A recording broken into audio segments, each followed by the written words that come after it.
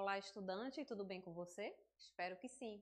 Eu sou a professora Crisleide Nascimento, estou aqui mais uma semana com você na disciplina de Prevenção e Combate a Sinistros. Nessa aula, a gente vai entender como dimensionar o quantitativo de extintores de incêndio em um estabelecimento. Serão noções básicas, porque o dimensionamento não é algo tão simples, requer a leitura e a consulta de diversas normas, tá? NBRs, o Código do Bombeiro de Pernambuco, entre outras, tá? Então, eu vou trazer para você uma noção básica de como dimensionar esse quantitativo de extintores de incêndio a partir de alguns conhecimentos básicos que precisamos ter, tá bom? Então, vamos lá. Em relação à simbologia e como escolher o extintor de incêndio. Conforme a gente viu na aula passada, as classes de incêndio, onde vai trazer o tipo de material que vai ser queimado, tá? É o que caracteriza, a classe do incêndio, tá? A gente ressalta que quando o material é dominante, a gente vai usar 2 extintores para este material dominante. E quando o material for secundário, a gente vai usar um extintor. Como assim, professora? Trazendo para o ambiente escolar. Qual é o material dominante em uma escola? É o de classe A. A gente vai ter materiais como livros, tá? Papel, madeira, plástico, por conta das bancas, tá? Então, esses materiais se caracterizam como fogo classe A, conforme a gente viu bem detalhado na aula passada. Então, numa escola, no ambiente escolar, o tipo de incêndio dominante seria o de material classe A. Porém, em uma escola, a gente também encontra equipamentos elétricos, tá? Um projetor, um computador, laboratório, enfim, impressora. Então, todo esse material é de classe C, equipamentos elétricos. Então, dominante seria classe A, tá? E a secundária seria classe C, para esse exemplo que eu trouxe para você, um ambiente escolar, tá certo? Então, para o tipo de incêndio dominante, a gente vai usar 2 extintores que atendam à classe A. E um secundário, tá? Que atenda à classe C, a grosso modo, tá? Falando só para que vocês entendam. Então, o mínimo que uma edificação ela deve possuir são 2 unidades de extintores de incêndio, tá? Exceto quando a instalação for inferior a 50 metros quadrados, tá? Então, se a instalação ela for inferior a 50 metros quadrados, não necessariamente a gente precisa ter 2 unidades de extintores de incêndio, tá bom? Então, conforme você pode observar em tela, tá? Na parte inferior, a gente tem aí como é a simbologia numa planta, que a gente chamava antigamente de planta baixa, conforme vocês viram na disciplina de desenho, tá certo? Então, essa planta, ela vai trazer, tá, os extintores, a sua simbologia. E conforme você pode observar, tá, extintor de água é representado de uma forma, de CO2, de uma forma diferente, assim como o extintor de pó e o extintor sobre rodas. Então, cada tipo de extintor de incêndio, ele tem uma representação gráfica, para que você possa identificar na planta que tipo de extintor está compondo, tá, aquele sistema de proteção em determinada edificação que está sendo estudada, tá bom? Então, vale salientar que você tem que ter o conhecimento sobre as unidades extintoras, a sigla UE, unidade extintora. Tá? Então, para efeito da aplicação do código, no sistema de proteção, a partir de extintores, então, o dimensionamento se dá pela necessidade das unidades extintoras que eu vou precisar nos locais a serem protegidos, tá? Então, o que seria uma unidade extintora, tá? De um aparelho? É o conteúdo mínimo que terá capacidade, com a substância ou o agente, que vai combater aquele incêndio. Então, conforme você pode observar em tela, tem um quadrozinho aí, onde traz a substância, ou o agente extintor e a sua capacidade, tá bom? Então, uma unidade extintora para o extintor de água ou espuma seria de 10 litros, tá certo? Já para um extintor de gás carbônico, seria de 6 quilos. E para pó químico, 4 quilos. E se meu extintor de água tiver 15 litros? Então, uma unidade extintora são 10 litros. Então, eu fico aí com 5 na reserva. Caso eu tenha 2 extintores de água com 15 litros, Então, eu tenho 3 unidades extintoras, tá certo? 10 de um, 10 de outro e a soma dos 5 que sobrou de cada um. Então, eu considero como 3 unidades extintoras, tá bom? E se o meu extintor for um extintor sobre rodas? Quando eu fizer o dimensionamento para extintores sobre rodas, eu considero a metade da sua carga, tá certo?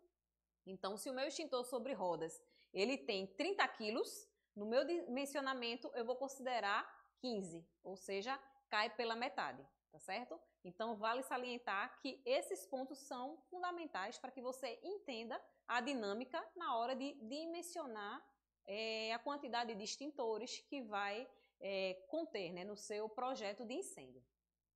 Então, a capacidade extintora, né? A gente falou agora de unidade extintora. Agora vamos falar um pouco sobre a capacidade extintora, né? Que é a medida do poder de extinção do fogo de um extintor, né? E essa capacidade extintora ela é obtida a partir de ensaios práticos, né? Normalizado, né? A partir de uma norma, uma NBR seguida, tá certo? Como é que se realiza esse ensaio, tá? Se pega um material específico, por exemplo, madeira, então aquela quantidade de madeira, de acordo com o que estabelece a norma, né, é utilizado, tá? E aí se pega o agente extintor e se faz a extinção daquele fogo. Então, a partir desse ensaio, né, vai se ter a capacidade extintora mínima de cada tipo de extintor portátil, né? E a partir daí se constitui uma unidade extintora. Então, essa capacidade extintora ela deve ser indicada no rótulo do produto, né? Conforme vimos na aula passada, é muito importante que você fique atento àquelas informações que é contida no rótulo. Dentre elas, você vai encontrar a capacidade extintora mínima, tá certo? Então, conforme você pode ver em tela, o quadrozinho que traz aí abaixo, né? Ele mostra que para um extintor, agente extintor água, a capacidade extintora mínima seria 2 AIs. Porque a partir do ensaio, quando se utilizou um extintor de água, né, se caracterizou como 2 capacidades extintoras para aquele extintor.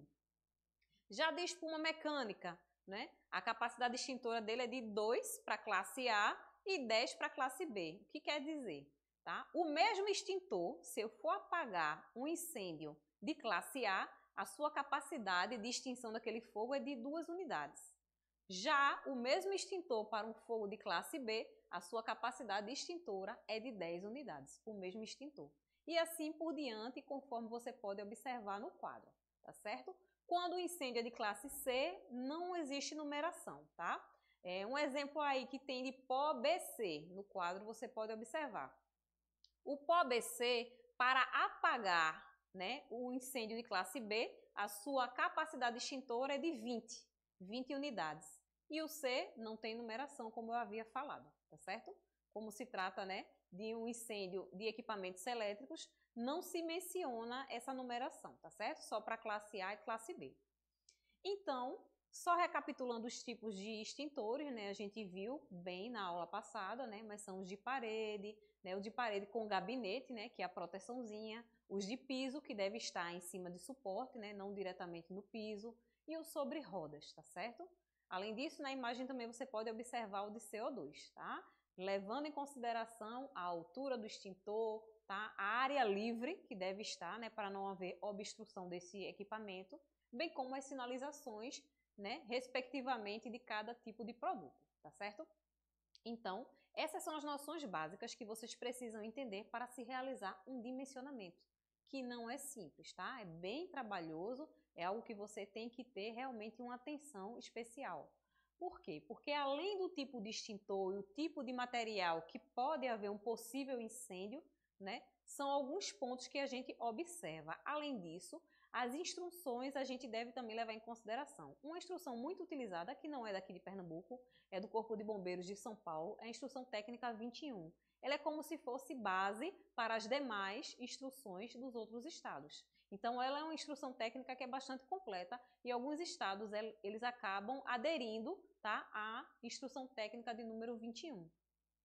Na nossa legislação, né, específica de Pernambuco, né, existe também uma tabela, né, onde tem os CNAES, que é o Código Nacional da Atividade Desenvolvida, tá? Que enquadra, né, o risco, né, do tipo de atividade. Como eu dei o exemplo da escola, né, para a gente entender quais os tipos de materiais que podia queimar, eu trouxe o quadrozinho que se enquadra a educação superior, a educação de nível técnico, então é um ambiente escolar, né? Ela se encontra nessa tabela que é 2, trazendo um risco médio ou moderado. Mas lá no código, tá, do Bombeiro Militar de Pernambuco, você vai encontrar uma tabela com todos os tipos de edificações, tá? E aí vai ser caracterizado em qual risco ele se enquadra, médio, baixo ou alto. Então, essa questão do risco, tá? do estabelecimento, da instalação, né? Ou do prédio, a gente tem que também ter esse conhecimento para que a gente possa dimensionar esses extintores de forma correta. Outro ponto, né, a ser citado é a área máxima de proteção e a distância a ser percorrida, tá? Para os riscos de classe A, incêndio de classe A área máxima de proteção de uma unidade extintora é de 500 metros, tá certo? Devendo os extintores serem dispostos da maneira, né, que eles possam ser alcançados de qualquer ponto da área protegida, né, sem que haja necessidade de se deslocar uma distância acima de 20 metros, tá? Então, esse extintor, ele atende uma área de 500 metros, mas eles devem estar disponibilizados em pontos onde, em uma situação de emergência, tá? O portador, o operador daquele extintor não se desloque uma distância superior a 20 metros. Já para os incêndios de classe B e C, a área máxima de proteção já é mais reduzida, tá? Porque é um incêndio de líquidos inflamáveis, tá? De uma certa forma é mais perigoso, pode haver risco de explosões. Então, a área, né, que uma unidade extintora vai cobrir é de 250 metros, tá? Então, esses extintores também eles devem estar dispostos de uma maneira que possam ser alcançados de qualquer ponto da área protegida e que o operador não tenha uma necessidade de percorrer uma distância superior a 15 metros, tá? Então, a área de cobertura é menor e a distância a ser percorrida também é menor, por se tratar de um incêndio, né, que traz riscos ainda maiores por se caracterizar, né, por líquidos inflamáveis. Então, o número mínimo e o tipo, né, além da capacidade dos extintores de incêndio necessários, né, deve-se levar alguns pontos em consideração. Primeiro, a natureza do fogo que a gente vai extinguir, que é aquela coisa que eu falei lá no comecinho, tá, em relação às classes. Tá? Se a gente entender que material está queimando, tá, vai facilitar, né, nesse dimensionamento, né? Quantos extintores eu vou precisar que vá atender a um incêndio dessa natureza? A área total a ser protegida, tá certo? A área da edificação, né? A área do estabelecimento onde a gente vai dimensionar, tá? Além disso, os riscos que esse tipo de incêndio vem oferecer ao operador, tá? Um outro ponto a ser observado é a classe ocupacional do risco isolado, tá? Outro ponto é a área máxima de proteção de uma unidade extintora e também a distância a ser percorrida pelo operador, como eu havia falado anteriormente, para alcançar este extintor, tá certo? Então, a questão, né, do dimensionamento, né, envolve inúmeras pesquisas e consultas, tá? Não é um processo que é tão simples, tá? Não é difícil, mas é algo trabalhoso, né, onde a gente tem que se deter a alguns detalhes para que não haja erro nesse dimensionamento e a gente não venha subestimar, né, esse sistema que a gente monta, tá? Se pecar por excesso, a gente ainda, né, tem uma vantagem, mas a gente não pode deixar faltar o que é necessário para um sistema bem projetado, tá certo? Espero que tenha entendido e por hoje a gente fica por aqui. Até a próxima!